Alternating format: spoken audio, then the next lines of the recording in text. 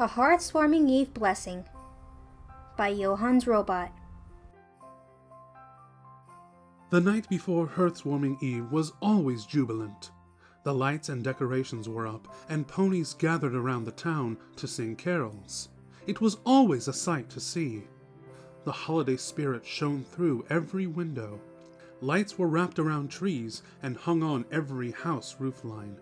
Ponies stopped every so often to admire the adornments of the holiday spirit. A pair of festivity admirers were walking down the street, one with a light orange coat, the other a deep red coat. Applejack and her older brother Big Mac scanned the street and took in the beauty around them. Applejack was wearing her straw cowgirl hat adorned with a piece of holly, a red scarf, and green winter boots. Big Mac had a big green scarf and a pair of awkwardly large earmuffs. Applejack took a quick look over to Big Mac. Thanks for joining me, Big Mac. I thought I was going to be on my own looking at these lights. Applejack wished her friends could be here to see this as well. They sure would love this, she thought. But then they had their own families they would be celebrating with. And it was nice to have some one-on-one time with Big Mac. As they approached the edge of the town, they heard the clanks and whistles of the train station. The decorations were beginning to thin out, but there were still pockets of enthusiastic designs to observe down the last street. As they passed the Golden Carriage, a popular blue-collar bar, the door flew open as a colt exited the establishment. Applejack thought she recognized a familiar purple mane at the counter of the bar. She blinked. Then she stared straight into the bar as a mare walked in, giving another opportunity to see who was at the counter. It was Twilight! Big Mac, oblivious to Applejack's discovery, kept walking straight down the street. Whoa, Big Mac! I see Twilight in the bar over there. Big Mac stared back at AJ with perplexity. His deep voice echoed her concern. I thought she was in Candlelight with her parents. Me too. I wonder what she's doing back here in Ponyville, pondered Applejack. Applejack and Big Mac walked up the steps and into the bar. After they passed the threshold of the bar, Big Mac tapped AJ's shoulder, pointed at himself, then to an empty table. AJ nodded and walked up to the bar counter to an empty stool and sat beside Twilight. Most of the patrons were mules and colts. Applejack stared at them as they raised glasses and voices to celebrate the end of another hard day's work. Raucous laughter burst from different tables. Twilight was wearing a light blue scarf and 2 snow boots. The other 2 boots were on the ground next to her stool, dripping with melted snow. Her saddlebag, filled with clothes and books, lay plopped on the ground without care. She anxiously spun a half-finished drink, which smelled like an almond liqueur. Her mane was unkempt, most of her hair uncharacteristically out of place. She appeared lost in thought, while staring into her drink. Applejack interrupted her contemplation. Hey there, Sugar Cube, she said.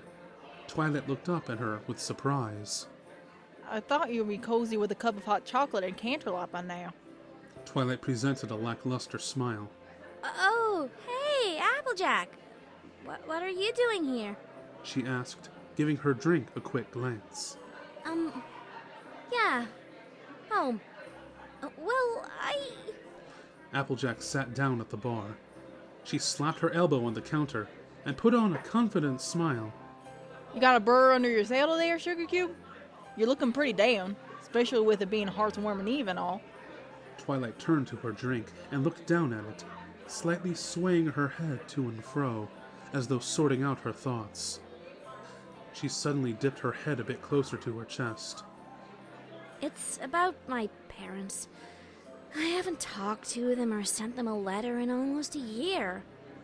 You know, I've been busy.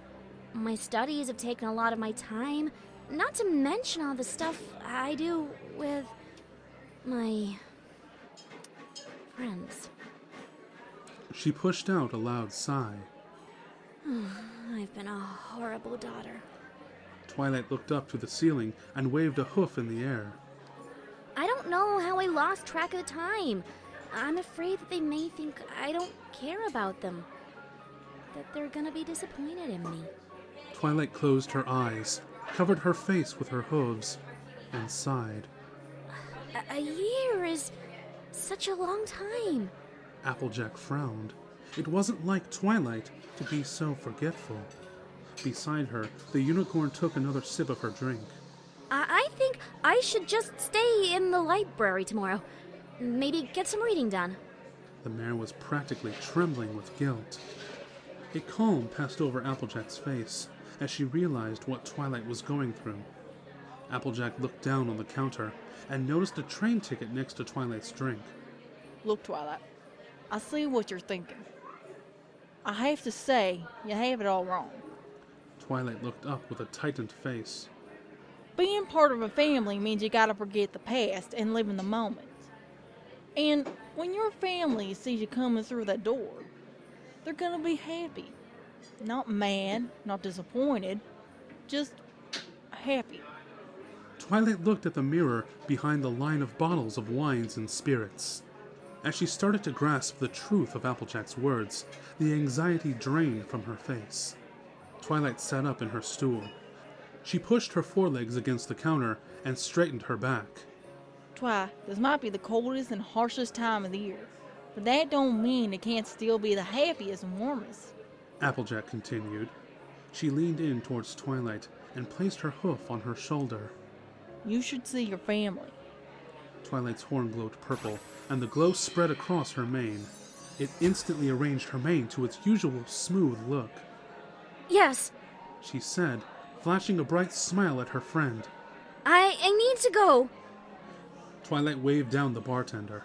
As Twilight settled her tab, Applejack looked over to Big Mac and saw him chatting with a friendly mare with a fuchsia coat and purple floppy mane. She was waving a green cocktail in a martini glass, rocking slowly back and forth, and mumbling something about only living once. Applejack smiled as Twilight tossed 6 bits on the counter. Twilight knelt down, put on her boots and saddlebag, then turned back to the bar. The train ticket was still sitting on the counter. Swallowing hard, she stared at it for a moment. She glanced at Applejack, who gazed earnestly back at her. The ticket floated off the bar and tucked itself into her bag. Applejack smiled. Slipping off the bar stool, Applejack wrapped a foreleg around Twilight's withers and led her towards the door. The two passed Big Mac and his new acquaintance. Big Mac, I'm going to show Twilight to the train station. Applejack said with a smirk. I'll be right back. Take your time. I think I may order something. Big Mac looked over to the mare. A cider, probably. He said with a chuckle.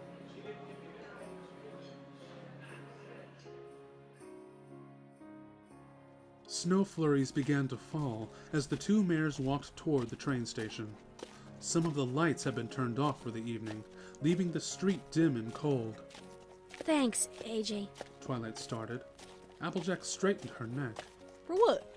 Calming my nerves, I guess. But I'm still afraid that I won't. She looked up at Applejack, apparently at a loss for words. Won't what, Sugar Cube? Applejack asked. Twilight's brow furrowed. It was clear to Applejack she wasn't used to this. Twilight was a pony to whom words would usually come so easily. That I won't be able to. Keep it together, I guess. She said. That I'll break down when I get closer to home. That I won't be able to handle letting them down. Applejack felt compassion for her friend and frowned. They reached the entrance of the train station. The sounds of the idling train hummed in the air. The steam floated low on the platform. There were no decorations around, except for a dull wreath on the ticket window. Applejack giggled, then composed herself. Do you know what a group of unicorns is called? Twilight looked at the train. She cracked a smile and chuckled. It's called a blessing. Her eyes were watering. The moment was interrupted by the ear-splitting blast of the train whistle.